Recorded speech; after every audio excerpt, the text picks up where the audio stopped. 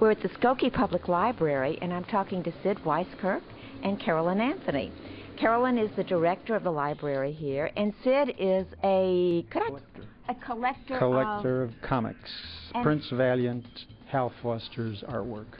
And so, why did you decide to collect Hal Foster? Well, during my early years, he was always the star. I was an amateur cartoonist, and he was the finest of them all, and I collected his work, and I copied a lot of his work, too, in my own work. Now, did you grow up in Chicago? Yes. Mm-hmm. And Hal Foster did, too. Yeah, he grew up in Evanston and the North Shore and up in this area here, and we always felt a close contact with him. Well, he was sort of the primogenitor, wasn't he? He was. And Tarzan was sort of the first big hero. Tarzan was the first superhero.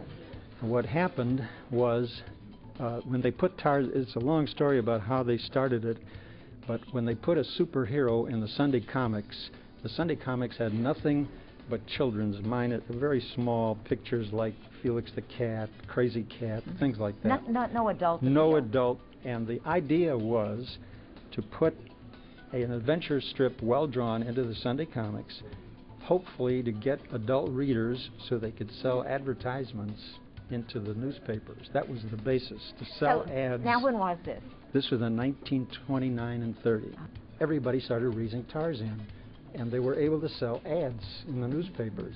And when they did that, the editors saw a good thing. They were going bankrupt anyway, and they couldn't sell ads anywhere, so they started selling. Yeah. So then all of a sudden they put out the word, we want more superheroes. Flash Gordon, Buck Rogers started it all. And all of these things developed all from Hal Foster. After all of this started, and it just kept mushrooming and got bigger and bigger. Mandrake the Magician and the Phantom, and then comic books came from all this. But you know, when you think about it, you can even follow a line right through Sure. and look at graphic novels today. Yeah, exactly. And see, we wouldn't have those, I don't think, if we hadn't had this to start with. And not to mention, but even the cartoons like Doonesbury and whatever. Sure. You know, there's so much that really owes its origins to this kind of artwork and this kind of thinking about ways of presenting. The whole idea of having cartoon images for adults, you know, that was a real innovation. A real breakthrough. Yes. What's in this exhibit? This exhibit starts out with the very beginning of when it was the Tree Studios in Chicago is a location that's still there right now on State and Ontario. And that's where they cooked up this idea. Is this sort of a chronological view of Hal Foster's work? That's exactly what it is. It continues. There are a number of separate panels here, as it were. Yes, correct. There's 7 different sections.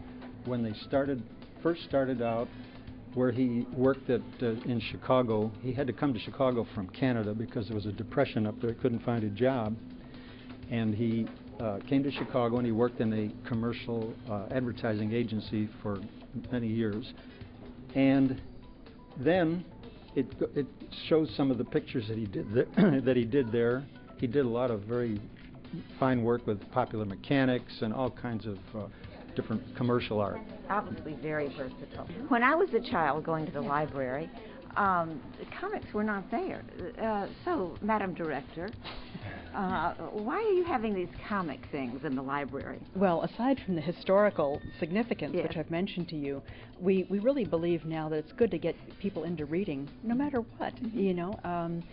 Tastes broaden and develop, and it's all a part of, we can learn from this as well, and perhaps move on to other things, perhaps get into art, perhaps in illustration. I think one of the things that we're hearing is how sophisticated this work is, that it's not as simple as one might think at first glance. Just calling it comic is a little dismissive, you know. Maybe we should say just a bit about how the exhibit came together. Oh, good. Because when Sid Weiskirk approached our staff about putting together this exhibit, he had done a smaller exhibit at the Noyes Cultural Center, very small panels that are more like book illustration size. And we had this idea, well, we have such large walls, these might just disappear, what should we do?